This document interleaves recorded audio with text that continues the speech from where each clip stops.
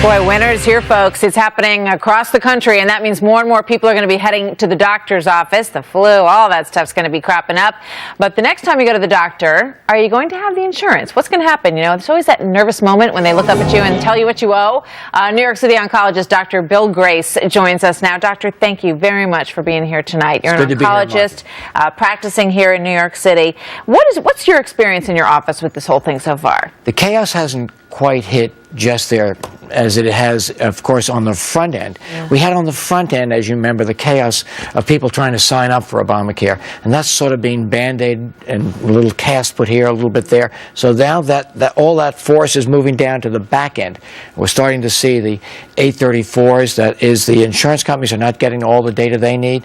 People are signing up, told they have insurance, and then they call up their insurance company and they don't have insurance. It hasn't gotten to the back end yet. That's where the physicians are. But now we're beginning to see some signs of that. We see some places where there are 256,000 children covered by one pediatrician.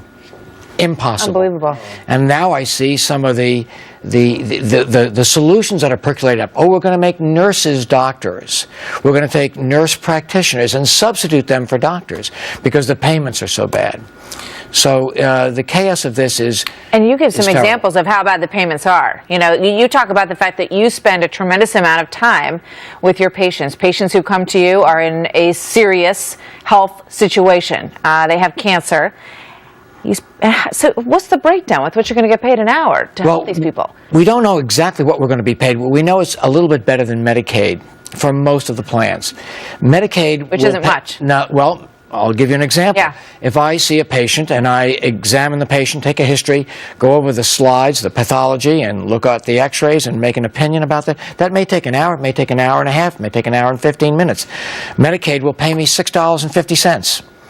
Whereas a commercial insurance... $6.50 an hour? You should have been a lawyer. That's right. That's right. Oh, my gosh. And you're just saving people's lives. That's all you're doing. That's so right. Why should you be paid more than $6.50 an hour? Well, that's why a lot of people are not going into medicine, and those who are going into medicine are going into the more lucrative fields of non-cognitive functions. They're going into orthopedics. They're going into neurosurgery. They're going into cardiothoracic surgery. They're not going into primary care or any cognitive specialty. Do you have colleagues that have quit? Many of my colleagues have decided that this, along with the new CPT-10 codes, have said they're not going to. The CPT, it's the second perfect storm that's coming up, and that's a new coding system from Europe that is more precise and probably will create a lot of chaos on its own. Great. So we have that to look forward to. We do. Yeah. So when you look long term about what the impact's going to be, I mean, we're going to have a serious doctor shortage from what you're saying. Yes, we're already 15,000 to 16,000 primary care specialists short in this nation, 1,100 in New York State alone. And what's going to happen is this huge number of patients are going to come into the system. They're going to be long wait lines. It's going to be, you know, take a number and wait. And there'll be people who can't wait, and they're going to go to the emergency rooms, and that's going to crowd the emergency rooms. It's going to be a disaster. One of the problems is we created this system based on sort of classic insurance. It was the wrong thing to do. We need health savings accounts.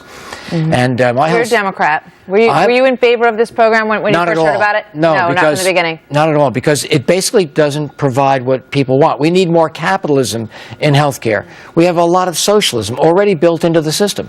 We need to have capitalism built in. And how do we do that? Health savings accounts. Dr. Bill Grace, I hope you'll come back. I'd love to talk to you any time of the day in my show in the morning, or if I'm here, and you're doing some fascinating work with tumors and cancer that people need to be aware of as well. Dr. Bill Grace, thank you, sir. And thank you for having me. Good luck to you.